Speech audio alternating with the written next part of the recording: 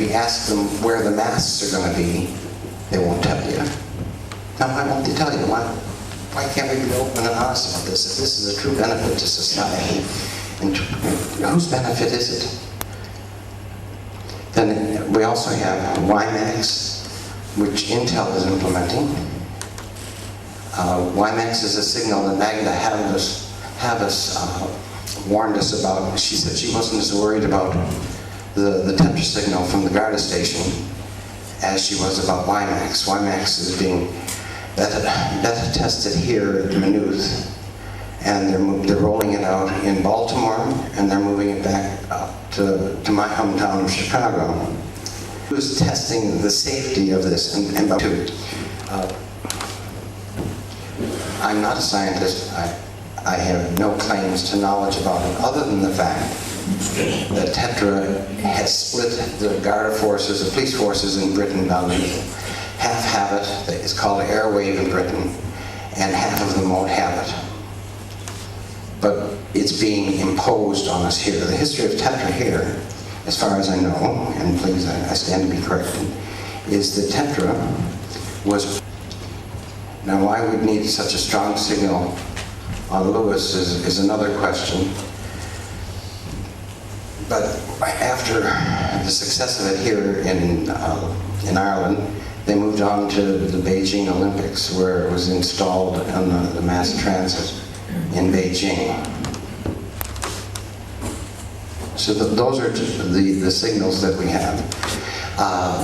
Additionally, just the other night, and I totally disapproved how never family things take precedence by times. I was absolutely shocked and amazed at the brilliance of it. We downloaded a film on the main computer in the house. Wirelessly, it was connected to a smaller computer connected to the television. And my son was able to sit there with his iPhone and move the cursor around. And I was in shock. That's wireless technology at its best. But what about the microwaves?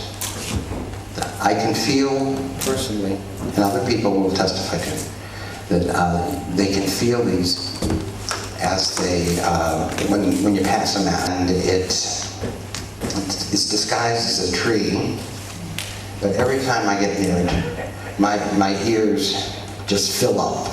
That's the only way I can explain it. A couple of weeks ago, actually, 10 days ago, my wife and I were taking a shortcut back road through Clondalkin, and just before we got to the Humpback Bridge, I saw waves in front of my eyes, and my ears filled up like they did at that false tree.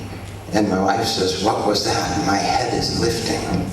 So simultaneously, two people felt basically the same thing ourselves, and we don't realize it's the environment. So, and that leads us to point 5, where it's against the law to shoot somebody. If you put something, a foreign body, in another person, if it's a bullet, it's against the law.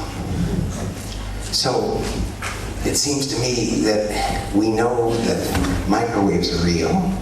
Microwaves carry information, and they can pass, like WiMAX passes right through you. But why isn't that against the law? Where is the integrity of our bodies and ourselves as people? Why are we allowing this? Why isn't it being made safe for our use? Because it is absolutely marvelous technology.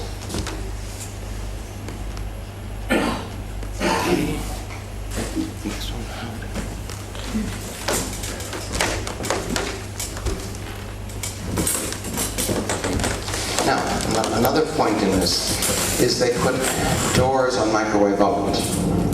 Why do they put doors on microwave ovens? They put doors on microwave ovens so that the microwaves don't escape, because the microwaves are there to heat whatever is in the oven. But they're not putting doors on masks.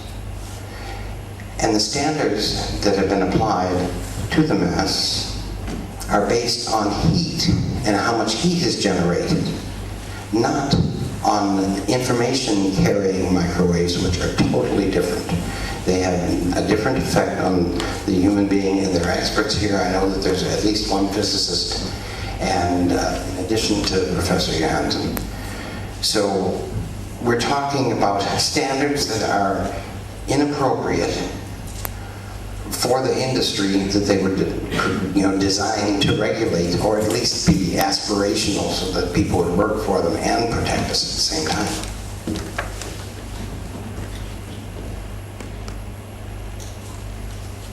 And the point of all of this is that every person here, every person on the planet, I believe, has the right to bodily integrity. It's in the United Nations Charter, it's in the European Union Charter, and both of them use the identical phrase, security of person. So if you're shooting something into me, you are violating my very basic human right, and you have absolutely no right to. And if that harms me, that brings us into another realm, a legal realm, and I don't want to go there. But if you're hurting children, and you're preparing the adults for euthanasia, what kind of society are we building?